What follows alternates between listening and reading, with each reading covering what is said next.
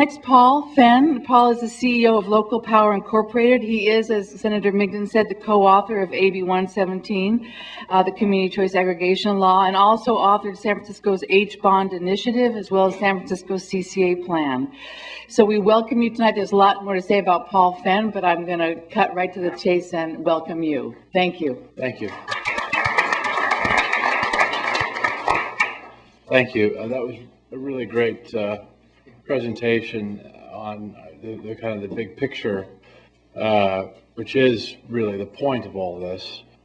Electricity for so long has been relegated to state regulation, federal regulation. It's a very dry, it's a very boring subject. But climate change has brought the issue, I think, to the big picture for people, and there is an emerging new recognition that public literacy around energy has to improve. It's been very weak, in some ways infantile, particularly in the United States, and so I'm very heartened by all this, and just seeing the bar raised in the public discussion about higher expectations of what can be achieved, and a kind of a willingness to perceive as a whole the use of energy and to engage it holistically is really quite something. So I'm thrilled. I just want to make a useful contribution to the big picture here, and so I'll give you a brief kind of history of CCA. CCA did not start in California.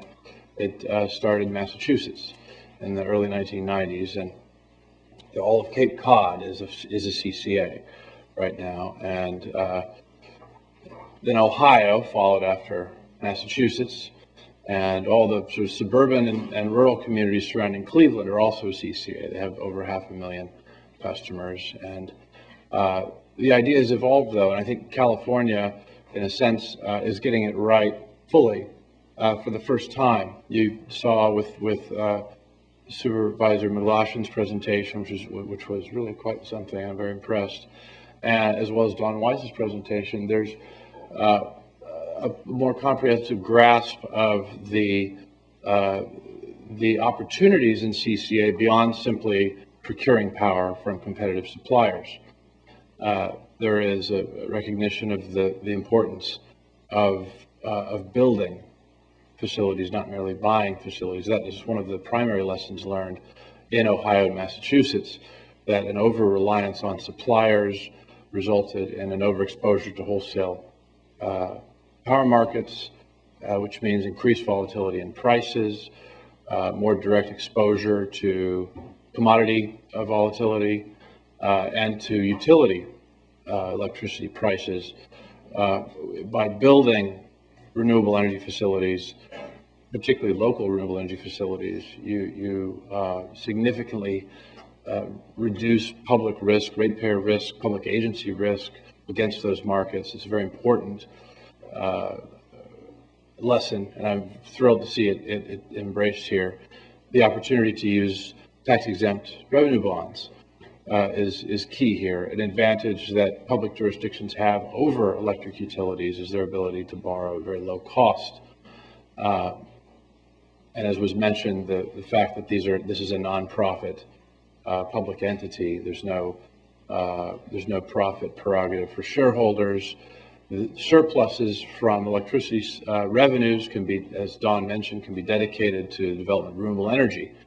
So you have, back in the 70s, a lot of these basic concepts come from the 70s, from the idea of the revolving loan fund, which was one of the kind of core concepts behind solar power in the 70s.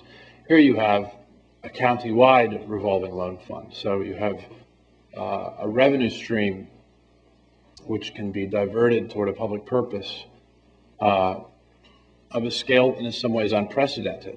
One of the largest existing revenue streams that there is electricity sales revenues. So you are now legally able to commit those revenues toward a public purpose and achieve the kind of scaled rollout of renewable energy that is commensurate with the scale of the problem of climate change. Another lesson I think should be taken from Massachusetts and Ohio is the concept of amortization. If you kind of step back, community choice aggregation is in many ways the framework for a public works project.